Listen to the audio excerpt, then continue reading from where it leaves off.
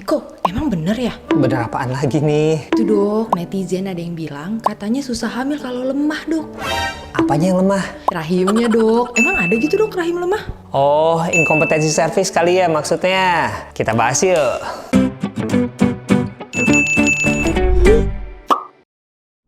Hai Smart Moms Indonesia, welcome back to Dr. Niko Channel. Nah, kali ini kita akan bahas tentang inkompetensi serviks atau biasanya dikenal dengan rahim lemah. Sebenarnya yang lemah bukan rahimnya, tapi serviksnya yang cenderung untuk membuka sebelum usia kehamilan yang matur atau cukup bulan. Nah, kejadian ini paling sering antara usia kehamilan 14 sampai 27 minggu. Oleh karena itu, terapinya pun dilakukan di antara usia tersebut. Ada beberapa penyebab kondisi inkompetensi serviks ini. Yang pertama, karena terjadinya infeksi sehingga merangsang kontraksi rahim dan serviks pun semakin memendek, akhirnya terbuka. Yang kedua, bisa saja riwayat operasi pada serviks yang lalu. Nah, riwayat operasi serviks yang lalu seperti pada precancer serviks itu juga bisa menyebabkan kemungkinan terjadinya inkompetensi serviks. Kekurangan kadar progesteron tubuh hingga faktor-faktor resiko lain yang bisa menyebabkan keguguran ataupun persalinan prematur juga bisa menyebabkan inkompetensi serviks tersebut. Nah, oleh karena itu selama kehamilan harus dilihat apa saja nih faktor-faktor resiko yang bisa menyebabkan persalinan prematur dan sebaiknya dicegah untuk mencegah juga terjadinya inkompetensi serviks. Riwayat kehamilan dulu terjadinya inkompetensi serviks atau terjadinya keguguran ataupun persalinan prematur berulang juga bisa menjadi salah satu cara untuk mendiagnosis inkompetensi serviks ini. Nah, untuk mendiagnosis inkompetensi serviks ini memang agak sulit, apalagi jika terjadi di kehamilan pertama. Beberapa pemeriksaan yang bisa dilakukan untuk mendeteksi inkompetensi serviks ini adalah dengan menggunakan ultrasound, tapi dengan transvaginal ultrasound untuk mengukur panjang dari serviks tersebut. Apabila panjang dari serviks sudah berkurang hingga 2 cm atau kurang, berarti akan terjadinya inkompetensi serviks atau bahkan persalinan prematur. Pemeriksaan MRI juga bisa dilakukan untuk menilai inkompetensi serviks ini apabila memang sangat diperlukan. Pada kasus-kasus di mana terdapat serviks yang pendek, terutama di bawah 2,5 cm,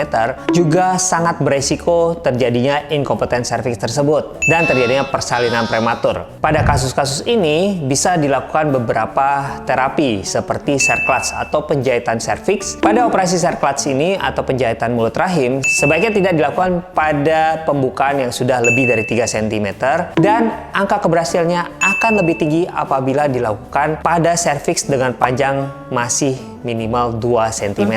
Pada inkompetensi serviks yang tidak dilakukan terapi, maka tentu saja beresiko sekali untuk terjadi keguguran berulang ataupun persalinan prematur berulang. Sehingga kombinasi dari terapi Cerclage tadi atau penjahitan mulut rahim atau serviks ditambah dengan progesteron dan obat-obat lain yang diberikan untuk mencegah terjadinya kontraksi rahim, termasuk pemberian antibiotik untuk kasus-kasus di mana terjadinya infeksi. Itu sangat membantu untuk mencegah terjadinya inkompetensi serviks di kehamilan tersebut. Pada kasus-kasus di mana sudah dilakukan Cerclage atau dilakukan penjahitan mulut rahim atau serviks, bisa dipertahankan hingga usia kehamilan cukup bulan atau sekitar 37 minggu sebelum nantinya Cerclage ini akan dibuka kembali. Gejala-gejala yang harus diwaspadai sebenarnya sama saja dengan persalinan prematur ataupun keguguran, sehingga ancaman keguguran atau ancaman persalinan prematur ini memang bisa salah satu penyebabnya adalah inkompetensi serviks. Pada kasus-kasus di mana terjadi keguguran berulang atau persalinan prematur berulang, harus dicurigai adanya inkompetensi serviks tersebut, sehingga pada kehamilan berikutnya harus dilakukan Cerclage pada usia kehamilan 12-14 minggu untuk menghindari terjadinya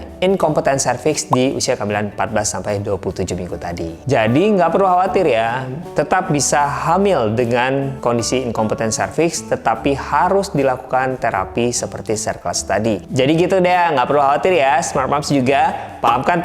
Kalau Smart Moms masih punya pertanyaan lain, boleh nih tulis di kolom komentar di bawah atau kunjungi Instagram saya di Nicholas_SPOG. Dan ingat-ingat untuk like, subscribe, dan share video ini supaya saya tetap bisa menjawab pertanyaan Smart Moms se-Indonesia.